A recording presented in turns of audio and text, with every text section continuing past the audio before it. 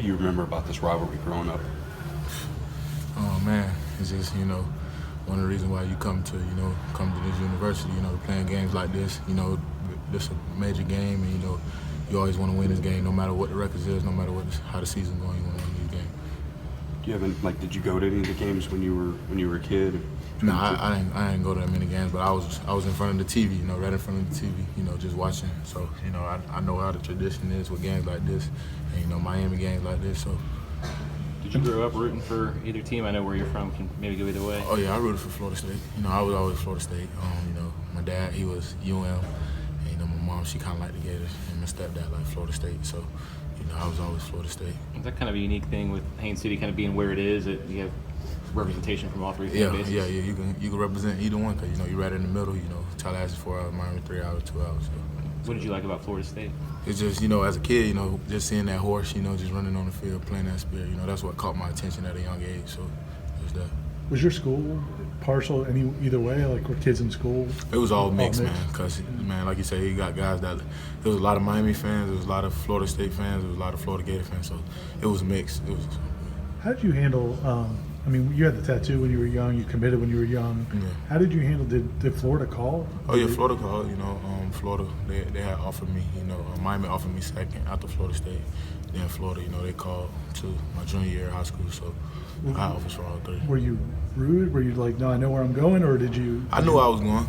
I knew I was going. I knew I always wanted to go to Florida State.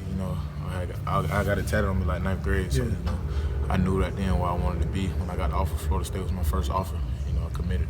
When you were watching those games growing up, did you know, man, I'm gonna play in that one day? Oh yeah, definitely. Coming, I used to tell people all the time. Even when we used to be in the neighborhood, I'm gonna be playing on TV one day. Sometimes they'll laugh. Or, you know how people is. Some people try to kill your dreams as a kid, but I just knew I was gonna be here. I'm here, finally playing it. What was it like 2 years ago?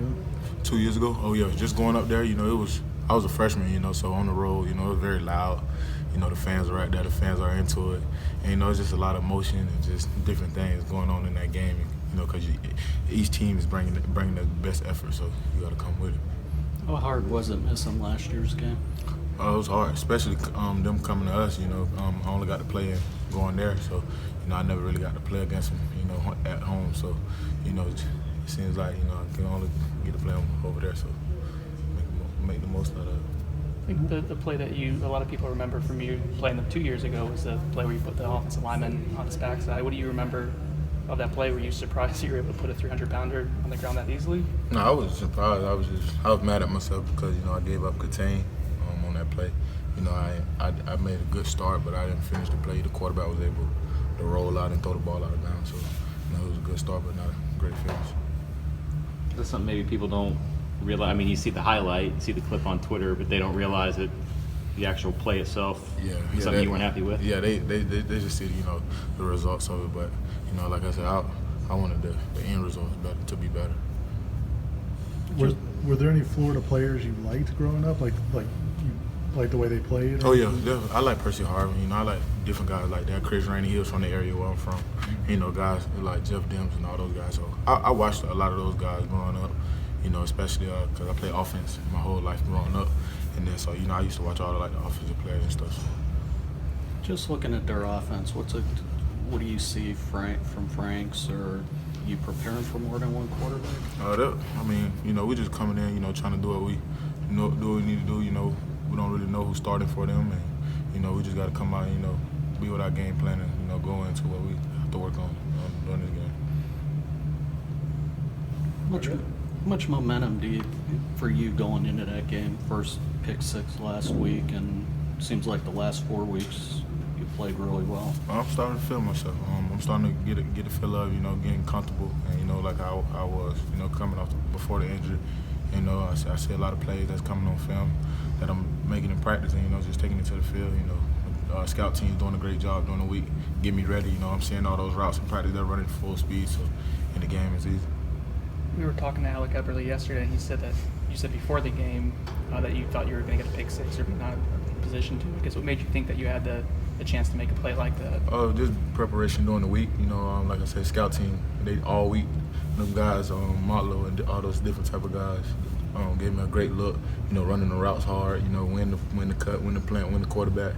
It was just, you know, a great scout team look, and you know, I seen it over and over. And, you know, Can you walk us through that play? Like what's going through your mind as you see the ball come your way? You ripped it out of the wide receiver. I guess walk us through it if you can.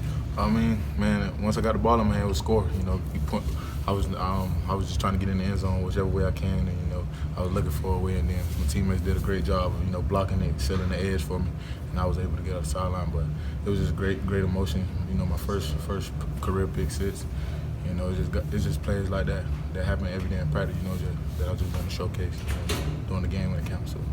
You talked about playing offense growing up. How much do you miss? I mean, I know you get return kicks now, but how much do you miss having the ball in your hands? Oh, a lot, man. I'll be looking at some plays and I'll just be like, dang, I think I could have did something. I feel like I could have did this. So it's always great with the ball in my hand, especially scoring touchdowns. So it was good. When did you know that defense was going to be your path? My 9th grade year. When I was at the sign read I was going to play JV at varsity. It was only a safety position open on varsity on my 9th grade year, and I was like, man, I just want to play varsity. I'm not playing JV. So, you know, I learned how to play safety, started watching film on safeties, and, you know, fell in love with it from there.